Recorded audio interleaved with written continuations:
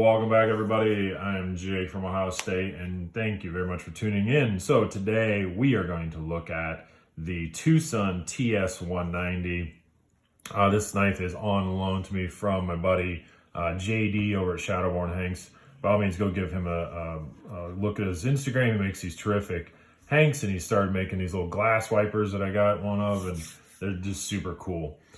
So anyways, the TwoSun TS190 Cobra, as it's called. I did look around, and this knife seems to be all but discontinued. It is a little harder to find, and I'll put that in, in the title as well, so you'll have already seen that. But it's worth talking about. Like I said before, I like talking a little bit about discontinued knives. Even though it's discontinued, I have seen it on eBay, so you can still get it randomly if you're really that interested in it.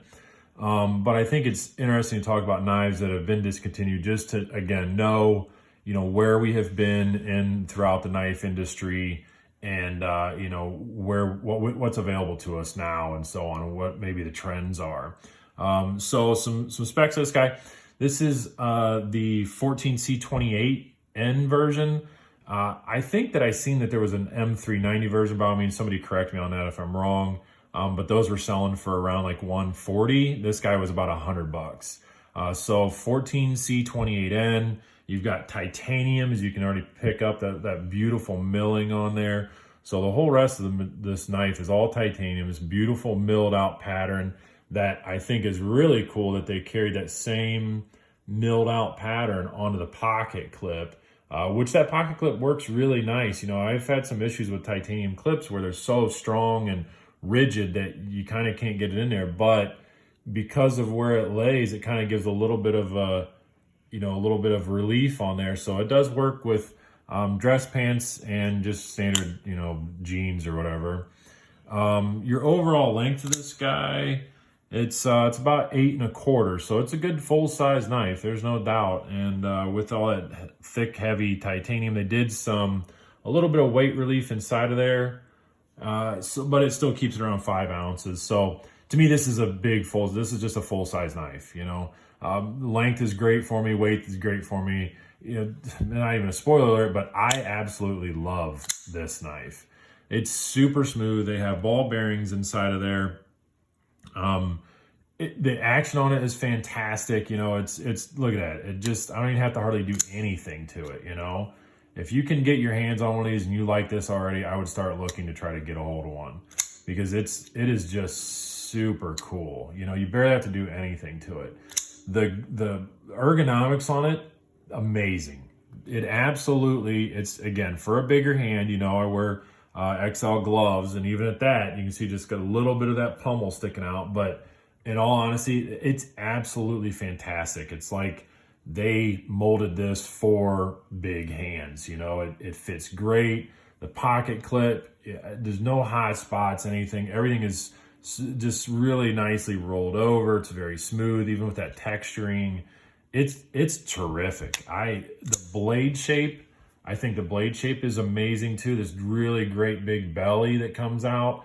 It's almost a Persian style. You can kind of see the back of it sort of curves up right here towards the end, so it's almost kind of a Persian style. But just your standard, very useful, very EDC-able knife, and that blade shape's terrific. Again, action fantastic, ergonomics fantastic, blade shape terrific. I will talk about, I think this is really cool, and we'll see if we can get this picked up on camera. As you can see, the lock bar, it has that little notch out right there, right inside that little notch out, and back behind there you can see there's a screw. So there's an insert. Of course they do an insert. There you go, you can see that insert. Since it's all titanium, they'll put a steel insert inside of there. Well, it's notched out so that doesn't do an over travel stop. So as you go to push this out, it actually pushes up against, give me focus back here. It'll push up against that little insert, so you can't do an over travel. So that's really cool. That's just a very simple way to make sure that you don't do any type of over travel. There you go. There you can see it. So that little tab sticking down makes it to where you can't do any type of over travel, because it hits up against that insert inside of there. So I think that's really cool. This is a night morning design. I believe his logo, yep, right there. Night morning design, so, you know, good for him. I think this is an overall very, very cool design. I love everything about it. And I can tell you that this has changed me a bit on frame locks. I had all but written off frame locks because, again, as bigger hands go, if you guys know, when you go to try to unlock it, you can see right where these fingers lie. I usually end up putting pressure on the lock bar itself, and then you can't, you know, I'm trying to deploy it right now. Well, this one, I can kind of keep my fingers back. I still have plenty of purchase on it. You know, basically put my fingers right on top of that pocket clip. And because I can index that without actually looking at it, it makes for a great knife. So really, really good. I don't have too much experience with TwoSun. To me, TwoSun, there's certainly an import company, but, you know, and I know there's issues there. We don't need to get into the all political side of that, but, you know, I think overall they're still not by any means a mainstream company. Now, again, I know that there's so many different models. I think that's another issue. There's sort of a Civivi like where they just keep coming out with models that are numbered, and I kind of lose track of them. You know, I've had one other TwoSun that my dad currently has right now, and the action on that was great as well. So anyways, this one's a cool one. So let's lay out some comparisons, and we'll let you guys go. So we'll get some other bigger guys out here, just kind of give you that idea. Another brand that's sort of doing kind of all right for themselves. Not mainstream yet. I don't think anyways. I don't know. But it's almost the exact same here. This is the Cobra Drake. Let's see. Let's bring out the standard Rat 1. Oh, that's about almost the exact same, isn't it?